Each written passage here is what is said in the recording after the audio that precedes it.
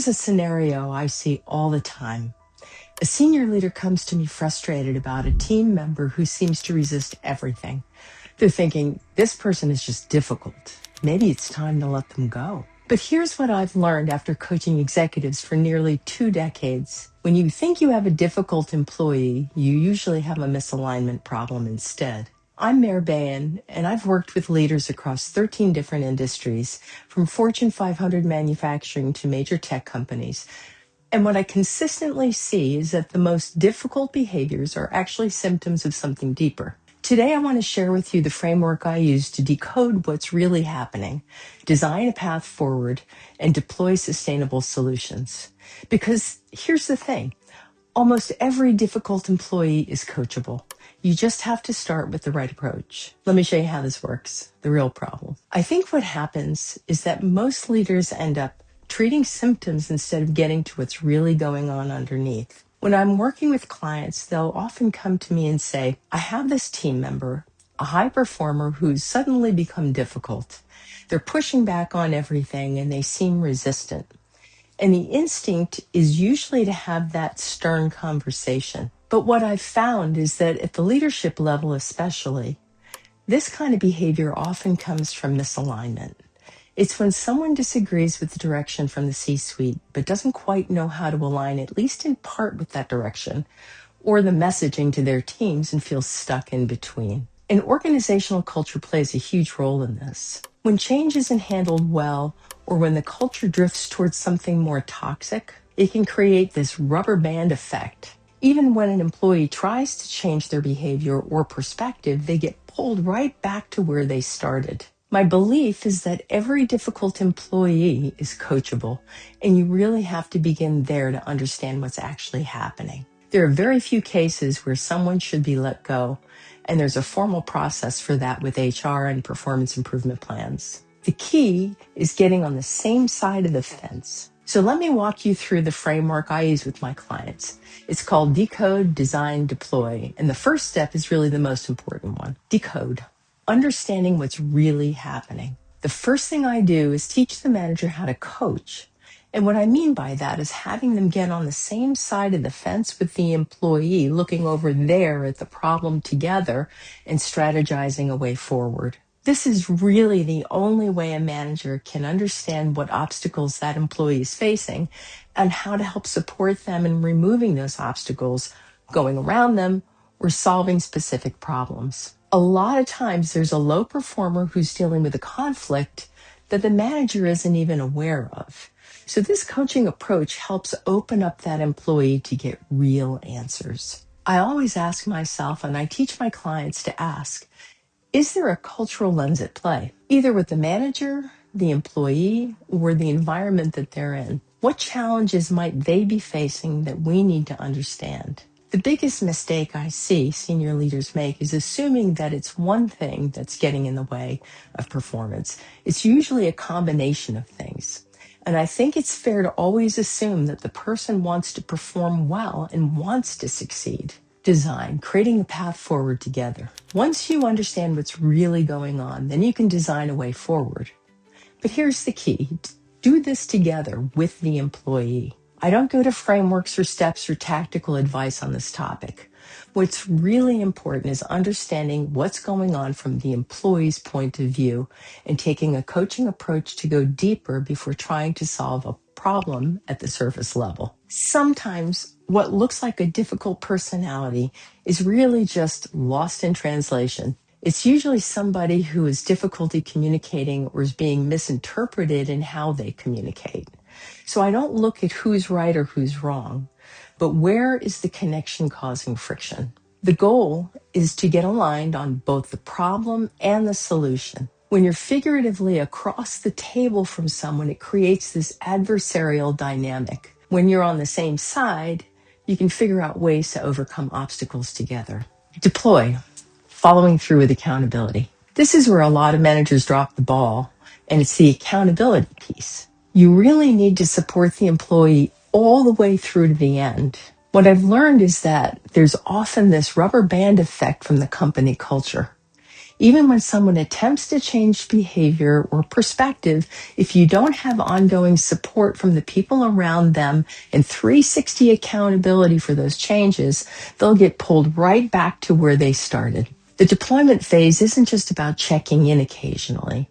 It's about creating that ongoing support system, being hands-on to remove obstacles as they come up, and maintaining that collaborative stance throughout the whole process. Okay, so here's the exception you might be dealing with. I had one client, a senior manager, who had exhausted every possibility over years trying to work with a low-performing employee. It was making him crazy. We started working together, and it took about 6 months before we realized that this employee was just working the system, performing right up to the very edge of what they needed to do to stay on, then dropping back down. When we saw this as a pattern, that's when it was time to create a performance improvement plan. But we had to go through that whole process first to really understand what we were dealing with.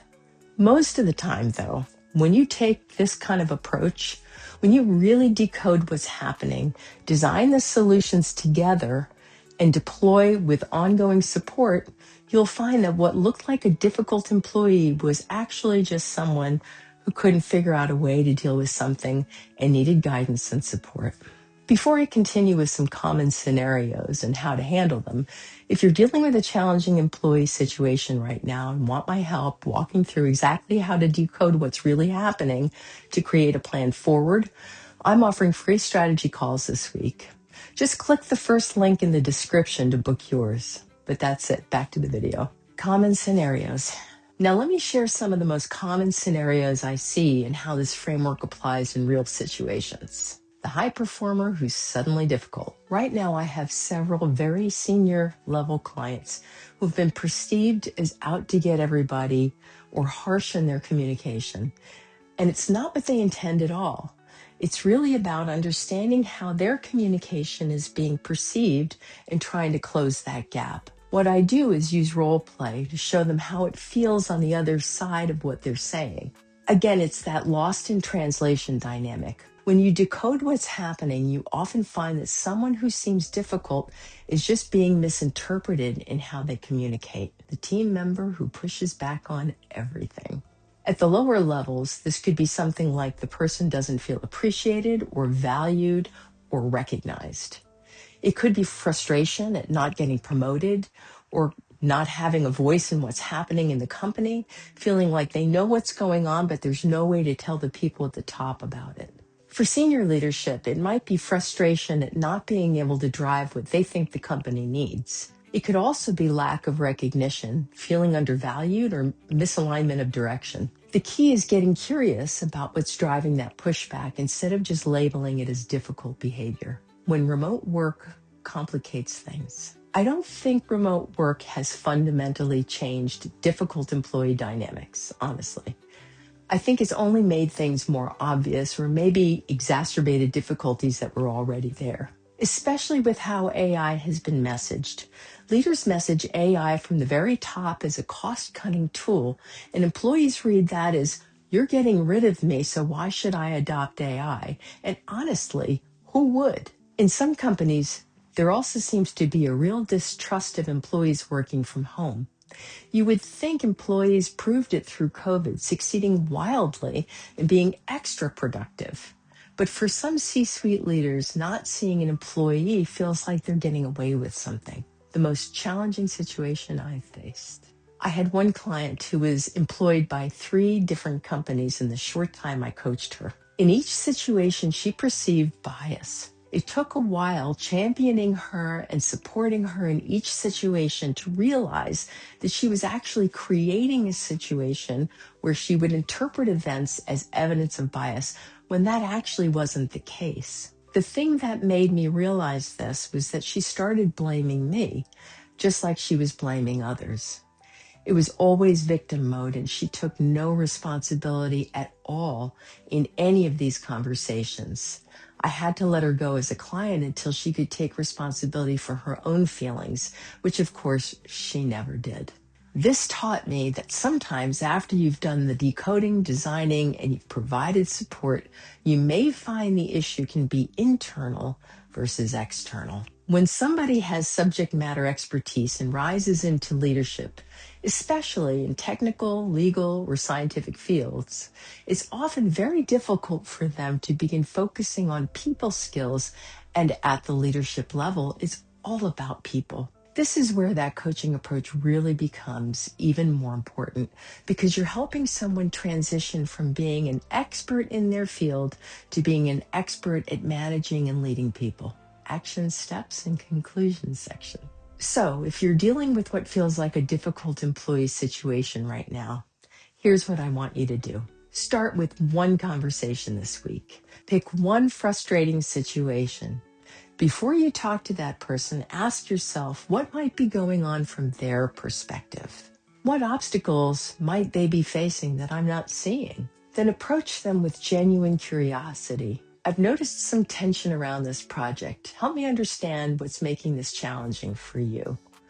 The goal isn't to fix everything. It's to start understanding what's really happening. Look for the pattern. Step back from the latest incident and look at the bigger picture. Is this happening consistently? In what situations? With which people? Sometimes what looks like a difficult behavior is actually someone responding to the same obstacle, one that hasn't been addressed.